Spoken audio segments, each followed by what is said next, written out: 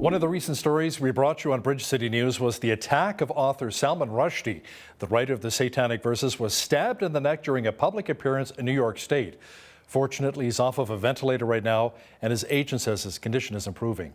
To talk about this in more detail is our foreign affairs expert, Lisa Daftari, who joins us once again from Los Angeles. Lisa, the bounty on Rushdie's head from Iran has been around since the 1980s. Why an attack now?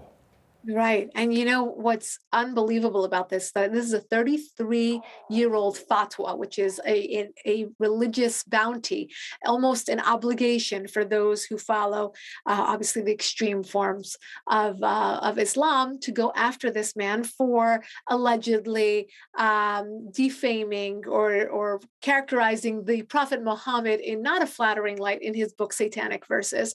What's interesting is that the assailant in this case is 24 years old. So he was not even born when this fatwa was issued.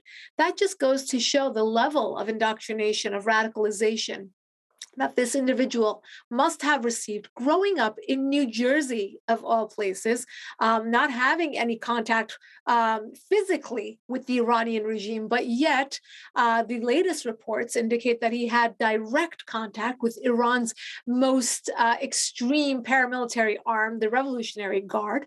So, you know, again, I want to take a little bit of a sidestep here and say, wake up, everyone. This, more than anything, shows that the Iran regime not only is making threats against American lawmakers, past and present, they're actually going after these characters by connecting with those who live among us to carry out these attacks on American soil. I mean, it's a crazy development when you think about this story. Again, a 24-year-old, his family is of Lebanese descent. Parents go back and forth between Lebanon, but he himself born, raised in New Jersey. And, you know, again, the level of indoctrination, radicalization that this individual must have received in order to carry out such an attack. He came up with fake identification. He signed up for this talk. You know, I spoke to someone this morning who grew up in that area and had been to this this hall sort of place. It's a large establishment where they have concerts and they have events and such. And he said that in recent years they have taken pretty much a left, very liberal turn. And there's a, according to this gentleman, lack of security. Which is very surprising, because if you do have a speaker like Salman Rushdie, you better have security, somebody who's walking around his whole life with security. And when Salman Rushdie was stabbed, the only people who rushed to stage were not armed guards or security guards, but they were actually those in attendance, middle-aged men who tried to do the best that they can to kind of save him, get him help, and get the assailant off of him. It's a crazy story. It's nuts that this happened in this day and age while this fatwa was 33 years old, but they finally caught up with him. And the attacker, did I read that correctly, has pleaded not guilty? That's right. So he is being charged on second-degree attempted murder charges. He pled not guilty on Saturday, but is being held without bail. Hal, what's crazy is that in the 48 hours after the attack, the media was still saying that the motive was unknown. Someone with a $3 million bounty on his head, you know, you have an extremist going after him, and the motive is unknown. So obviously we do know what the motive is. And just the update is that Salman Rushdie has been taken off the ventilator, but he did receive injuries in the liver, in the arm, and in the eye. And it looks as though he will lose one of his eyes, but he's off the ventilator and he is speaking now, but he has a long road to recovery. Lisa, 5 Americans, including a pregnant woman, were recently wounded by a Palestinian gunman. What can you tell us about this attack, which Hamas and the Palestinian Islamic Jihad both praised?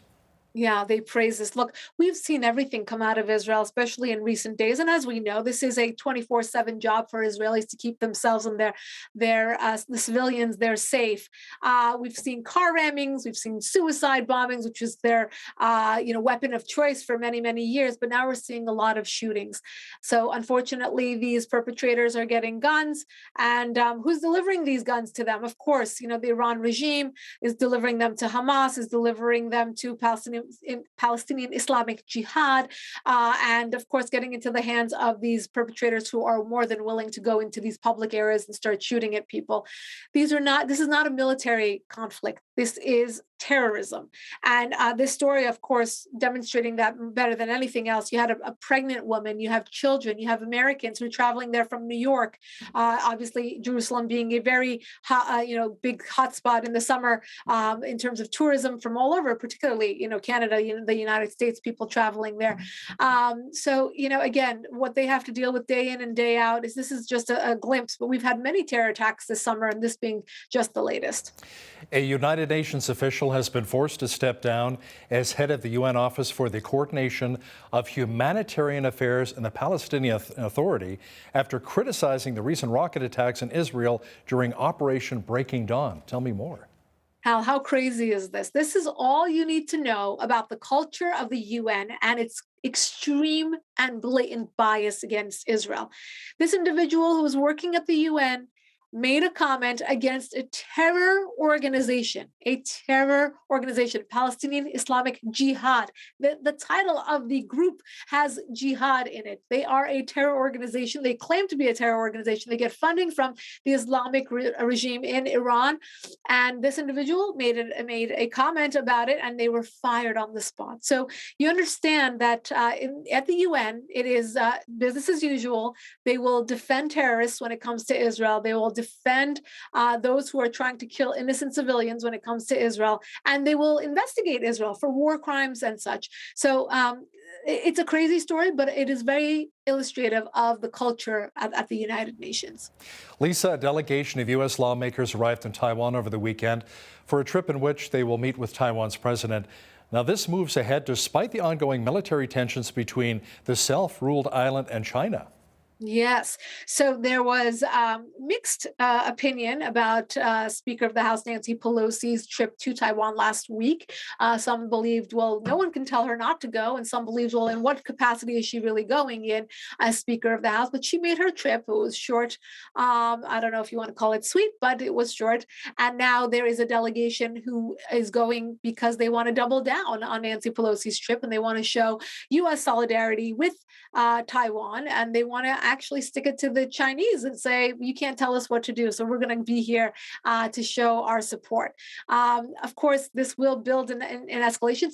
In the aftermath, and I should say coinciding with Nancy Pelosi's trip, we saw a lot of military drills that China was conducting that actually forced Taiwan to cancel flights.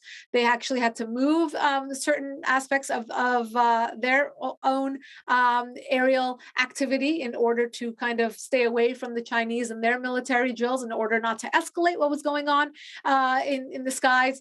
But now, of course, there will be a response to this. I know China's not going to sit back and take this. They will definitely show, at least symbolically, some show of muscle and to say that we're not going to stand for the United States siding with Taiwan, at least this openly. According to Chinese state television, Lisa, military drills have forced the U.S. Navy to back away from Taiwan.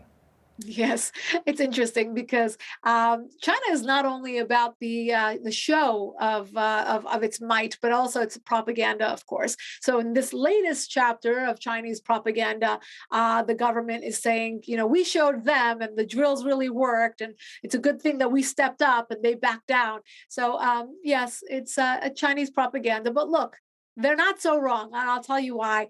The Americans can show all the support that they want for Taiwan, but we have let this Chinese beast grow and grow and grow, and it's expanded its influence, it's expanded its wealth, and it's expanded its know-how in terms of military might and technology and so on.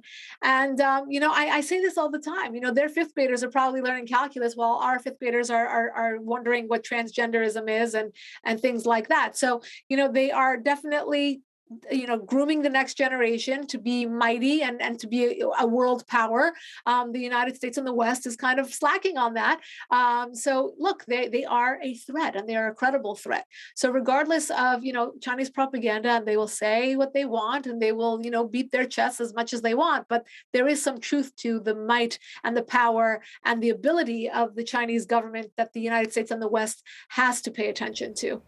Now, bringing things a little closer to home, Lisa, the governor of Arizona, Doug Ducey, has had enough. He's issued an executive order to fill the gaps in the Yuma border walls beginning immediately. He says they're simply frustrated with the crisis at their border. Yes, so there was a story just yesterday. 500 people got in just yesterday, just in one day. We've had this conversation back and forth a lot. There is the liberal talking points about how they want immigration to look like, what they want humanitarian borders to look like, and then there's the reality of not being able to vet these individuals, not being able to absorb these individuals when they get shipped on a bus to D.C. and New York. The mayor of DC wants the guards to come out and to kind of stop the migrants from flowing into the city. So there is the logistics of it, right? So when it comes down to the logistics of it, we look at border towns, we look at places like Texas and Arizona, and they just cannot absorb the sheer numbers. So they have to stop it. And we come back to the wall being built. And it was a no-no when Donald Trump wanted to do it because it seemed like it was unfair and inhumane. Inhumane is these people coming over, getting pushed into child trafficking and sex trafficking, getting raped, bringing in disease, bringing in fentanyl, bringing in drugs into our suburbs and killing young people, and the list goes on and on. So there are many more cons than pros in terms of having these open borders. And of course, again, border towns in Arizona, Texas, and so on are fed up, and something needs to be done about it. Lisa, what were the FBI looking for specifically, and what did they find at Donald Trump's Florida home during the recent warrant and seizure? Oh, okay. Great question. So both sides in this case think that they have the smoking gun, and the smoking gun being, well, the FBI says they kind of work backwards. They went in with a warrant to look for something incriminating, and they believe they found something incriminating. Now, warrants don't really work that way. You got to go in with, I'm looking for X, Y, and Z, and then you find X, Y, and Z. On the flip side, those who are defending Donald Trump say that they did not find anything. All the documents that they found were either in the process of being declassified or were not anything. They later came back and said that they were looking for documents relating to nuclear secrets. Again, it's such a mishmash, and it's such a desecration of rule of law in terms of making it up as we go along, that it's embarrassing. And I hate to kind of echo the sentiments of Dan Crenshaw, who was kind of I guess he was criticized for saying this as a Republican. He came out and said, the Democrats push the Republicans to a place to say defund the FBI, which is nonsense. And we don't want to play that way, which is absolutely true. We don't want to play in a place where we all disrespect the country, whether you're on the left or on the right. Whether the left is saying defund the police or the right is saying defund the FBI, it's because we think the system doesn't work. And that's not the America that we love. And that's not the country that we're building. And that's not the country that we're, dedicated to. So it's very unfortunate what happened, regardless of whether you think the FBI was wrong, if you think Donald Trump was wrong. The way they went about it was completely wrong. And it was a lack of transparency to the American people. And the media, of course, went along with it. So we're working backwards here to piece everything together, and what they will find and what they will announce, who knows? And who knows if it's actually why they went in. And I think that's why people are very upset about this situation. The U.S. Army is expected to fall nearly 40,000 troops short of its recruiting goals over the next couple of years, Lisa. Apparently, woke military policies are to blame for the enlistment decline. Tell me more. There's a decline in all of this. I just was having a conversation with someone this morning about, in the next generation, who's going to grow up to want to be a police officer, when there's no respect, for that job, even teachers, there is such a shift in our culture in the West that serving your country, even saying that you're serving your country is something that's frowned upon, and you're going to be judged by half this country if you say you're serving this country, or if you're going off to war, or if you're a police officer in uniform and you're being spit on or beat up in even a more extreme situation. So yes, it's woke, whether it's woke culture within the military or woke culture surrounding the concept of the military and the serving your country and respecting your flag. It's really unfortunate. I'll tell you, as a first generation American, it really hurts me to hear these stories and to hear that there is such a lack of respect and reverence for the country and for serving the country and for being in uniform, that it's going to take a while before this is all fixed, if they're even looking to fix it.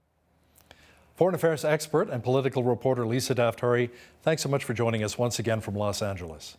My pleasure.